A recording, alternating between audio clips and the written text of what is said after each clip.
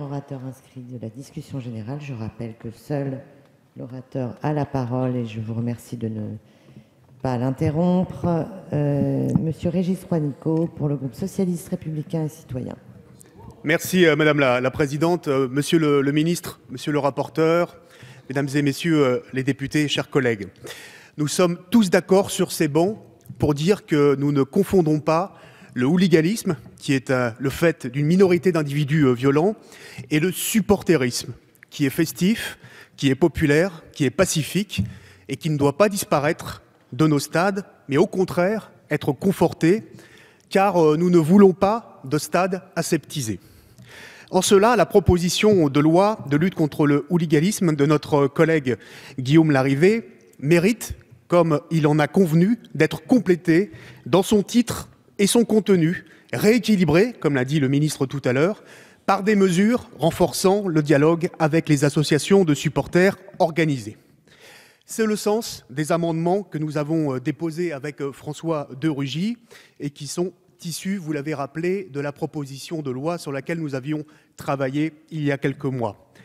De façon à mieux reconnaître la représentativité et la représentation des associations de supporters dans les instances nationales du sport, pour qu'elles deviennent des interlocuteurs privilégiés des pouvoirs publics et des ministères concernés, mais aussi au sein des clubs professionnels, avec la désignation de référents chargés de relations avec les supporters. La proposition de loi renforce les sanctions à l'égard des violences commises dans et aux abords des stades, et c'est nécessaire.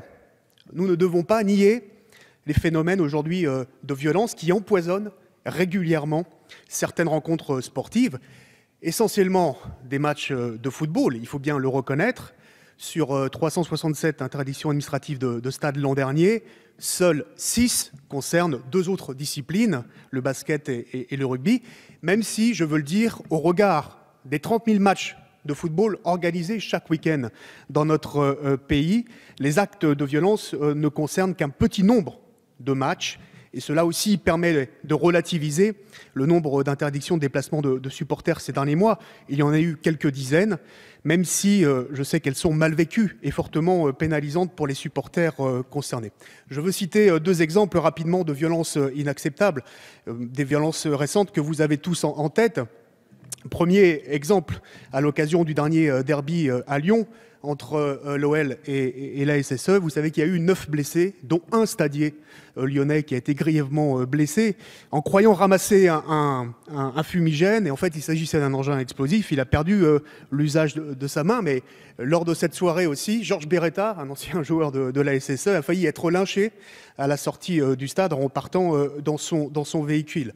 Vous avez tous en tête ce qui s'est passé il y a quelques mois, une expédition punitive d'une dizaine d'ultra-violents stéphanois qui sont allés saccager un mariage dans le Beaujolais, croyant s'en prendre à un supporter lyonnais, et ils ont été condamnés à de la prison ferme.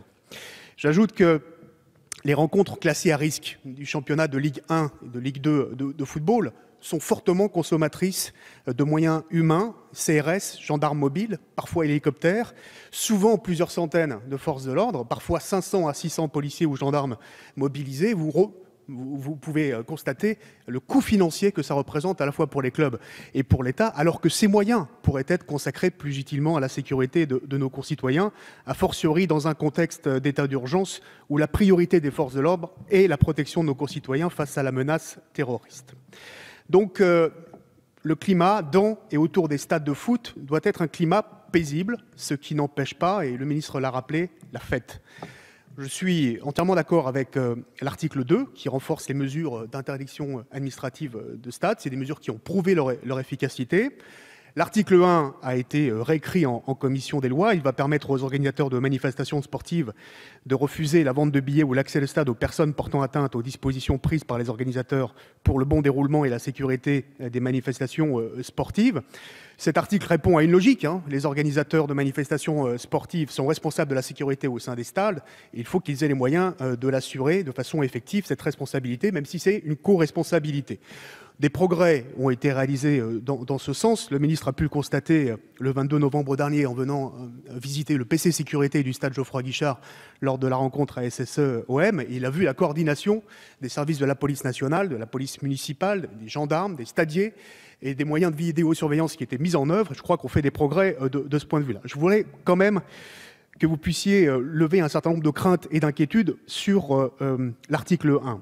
Alors bien sûr, le fichier d'organisateur de manifestations sportives sera soumis à un avis de la CNIL et il sera mis en œuvre dans des conditions définies par le Conseil d'État. Mais est-ce qu'on peut s'assurer qu'un tel fichier sera bien utilisé pour écarter les personnes violentes et non pour effectuer un tri social sur d'autres critères par les clubs? Par exemple, pour écarter les supporters qui ne seraient pas tout à fait dans la ligne de telle ou telle direction. Je pense c'est important dans la discussion que nous allons avoir dans quelques minutes, que vous puissiez nous apporter les garanties et les contrôles nécessaires pour nous éclairer et nous rassurer sur la portée de cet article 1. Et dans ces conditions, bien évidemment, à condition que nos amendements puissent être repris avec François de Rugy sur la question de la représentation des supporters et avec les garanties que vous pourrez apporter sur l'article 1, c'est un texte que nous pourrons effectivement voter. Merci. Merci. J'appelle